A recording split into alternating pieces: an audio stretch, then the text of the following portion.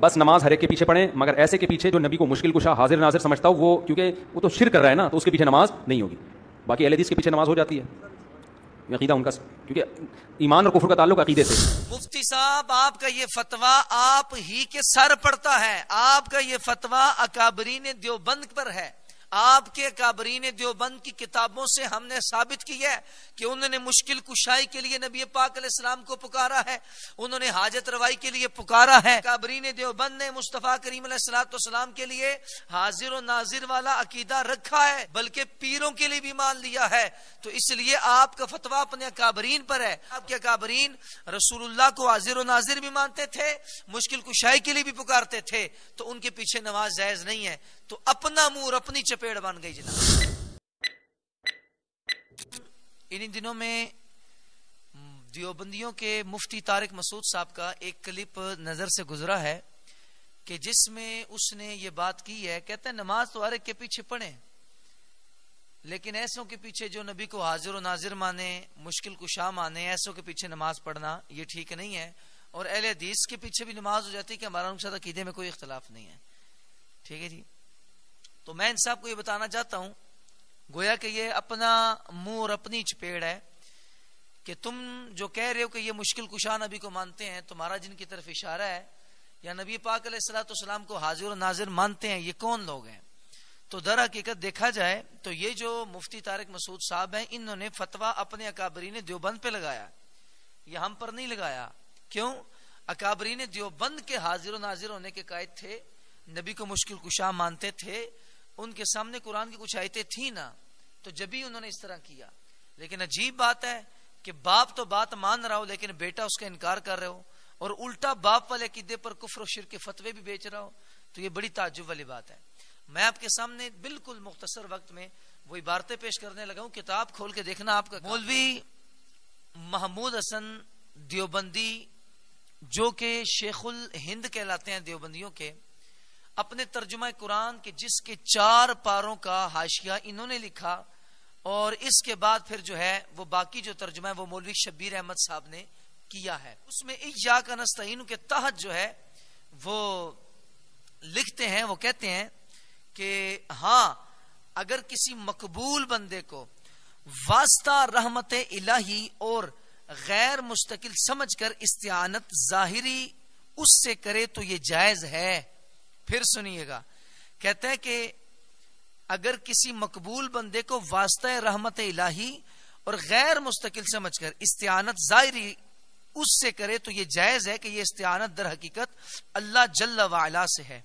تو جناب علی انہوں نے فیصلہ ہی کر دیا. ہمارا دعویٰ بھی یہی ہے، ہمارا دعویٰ یہ ہے کہ ہم نبیوں کو اور ولیوں کو خدا نہیں جانتے اور نہ ہی خدا کا فرزند جانتے ہیں، بلکہ ہمارا عقیدہ اور نظریہ یہ ہے کہ یہ سب اللہ تعالیٰ کی مدد سے ہی کرتے ہیں امداد، اور یہ سب جو ہیں وہ رب تعالیٰ کے فضل سے کرتے ہیں. یہ وسیلہ ہیں، حقیقت میں مدد کرنے والی ذات وہ خدا ہے بزرگ و برتر کی. فتاوی رشیدیہ جلد اول کتاب الخطر والاباحہ صفحہ نمبر 64 پر سوال کا جواب دیتے ہوئے لکھتے ہیں، سوال یہ ہوتا ہے اشعار اس مضمون کے پڑھنے کہ یا رسول کبریا فریاد ہے، یا محمد مصطفیٰ فریاد ہے، مدد کر بہر خدا حضرت محمد مصطفیٰ، میری تم سے ہر گھڑی فریاد ہے. یہ کیسے ہیں؟ یہ سوال ہوتا ہے فتاوی رشیدیہ میں.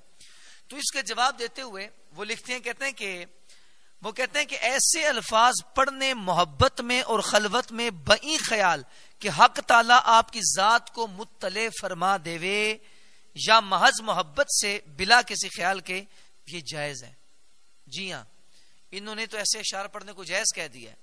آپ جو فتویٰ لگاتے ہیں وہ پھر اپنی خیر منائیں، اور پھر بات اس پہ ختم نہیں ہو جاتی. اگلی بھی بات سنیں آپ، بالکل فتاوی رشیدیہ کی 3 جلد کے صفحہ نمبر 5 پر دیکھیں تو آپ کو یہ سوال بھی ملے گا اور اس کا جواب ملے گا. مولوی رشید احمد گنگوئی صاحب سے کسی نے سوال کیا، اور سوال کرنے والا پوچھتا ہے کہ حضرت ان اشعار کے بارے میں کیا خیال ہے، اور وہ اشعار کیا ہے؟ کہتے ہیں یا رسول اللہ انظر حالنا، یا حبیب اللہ اسمع قالنا، اننی فی بحری ہم مغرقن خذ یدی ساحل لنا اشکالنا. مطلب کیا ہوا کہ یا رسول اللہ انظر حالنا، یا رسول اللہ ہمارے حال پہ نظر فرمائیے. یا حبیب اللہ اسمع قالنا، یا رسول اللہ صلی اللہ علیہ وسلم ہماری عرض سنیے. اننی فی بحری ہم مغرقن خذ یدی سہل لنا اشکالنا، یا رسول اللہ میرا ہاتھ پکڑیے اور مجھے میری مشکل کشائی فرمائیے، میری مدد کیجیے۔ تو حضرات محترم یہ سوال ہوتا ہے، اور پھر اگلا ساتھ کہتے ہیں قصیدہ بردہ شریف کے اس شعر کے بارے میں ہم کیا کہتے ہیں، یا اکرم الخلق مالی من الوذ به سواک عند حلول الحادث الامامی۔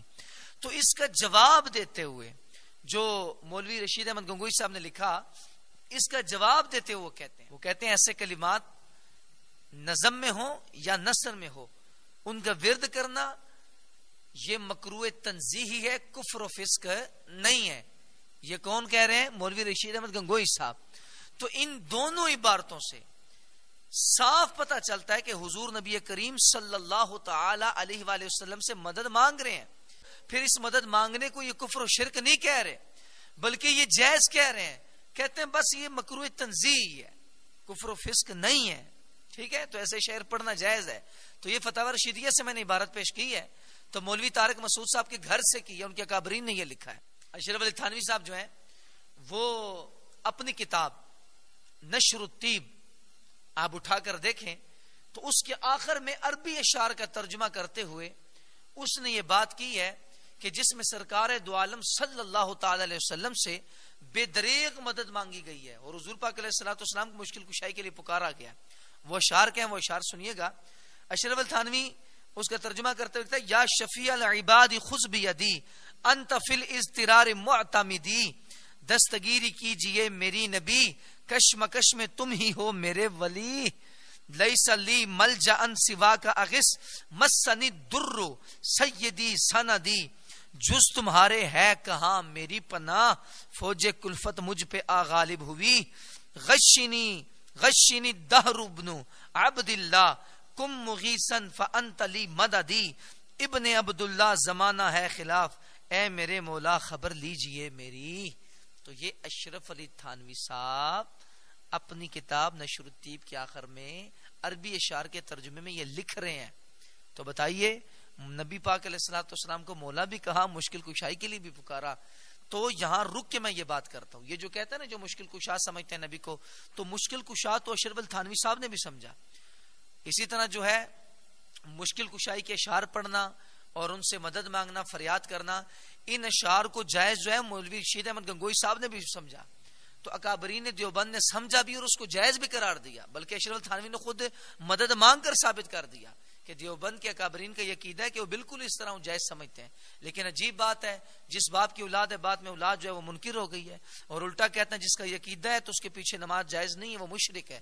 تو پتہ چلا کہ طارق مسعود صاحب کے نزدیک ان کے جو اکابرین انہوں نے شرک کی ہے، اور ان کے اکابرین اور ان کے ماننے والوں کے پیچھے نماز جائز نہیں ہے۔ میرے حضرات محترم اگلی بات یہ ہے کہ یہ کہتے ہیں کہ نبی پاک صلی اللہ تعالی علیہ وسلم کی جو ذات اقدس ہے ان کو یہ حاضر و ناظر مانتے ہیں، تو جو حضور کو حاضر و ناظر مانے ان کے پیچھے نماز جائز نہیں ہے، تو ویسے سب کے پیچھے پڑھنی چاہیے۔ اہل حدیث جو ہیں وہ عقیدے میں ہمارے جیسے ہیں، وہ کہتے ہیں۔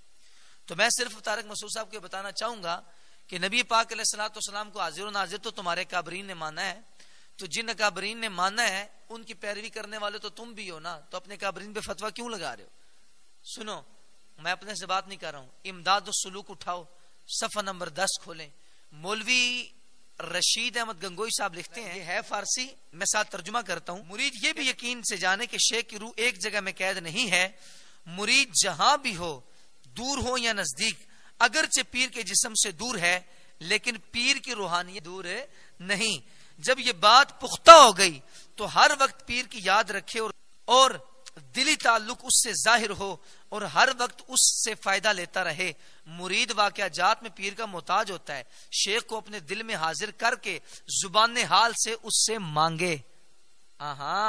فرماتے ہیں اس سے مانگے، پیر کی روح اللہ کے حکم سے ضرور القاء کرے گی، مگر پورا تعلق شرط ہے، اور شیخ سے اسی تعلق کی وجہ سے دل کی زبان گویا ہو جاتی ہے اور حق تعالیٰ کی طرف راہ کھل جاتی ہے، اور حق تعالیٰ اس کو صاحب الہام کر دیتا ہے۔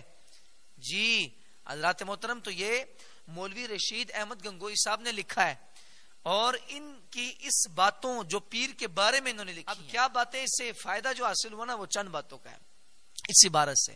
ایک تو یہ بات واضح ہو گئی کہ پیر جو ہے مریدوں کے پاس حاضر ہوتا ہے، ٹھیک ہے جی۔ نمبر 2، مرید خدا کو چھوڑ کر جو ہے وہ اپنے پیر سے مانگے. یہ بالکل اس عبارت سے واضح ہو رہا ہے.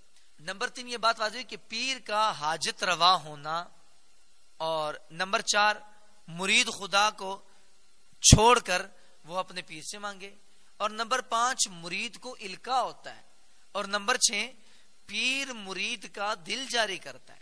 تو وہ شخصیت جو باعث تخلیق کائنات ہے، جو ملائکہ اور انسانوں کے شیخ ہیں، شاہ آدم و بنی آدم رسول محتشم صلی اللہ تعالی علیہ وسلم کی ذات ہیں، ان کے اندر یہ 6 صفات ماننا کیوں کر شرک ہو سکتا ہے؟ یہ کیسے شرک بن گیا؟ تو یہی سوال ہے. تو مطلب یہ ہوا کہ پیر کو انہوں نے حاضر و ناظر بھی مان لیا، سب کچھ مان لیا. ہم حضور نبی پاک علیہ الصلوۃ والسلام کے لیے یہ صفات مانتے ہیں. ٹھیک ہے جی. تو اس کا مطلب ہے کہ اس نے شرک کیا ہے.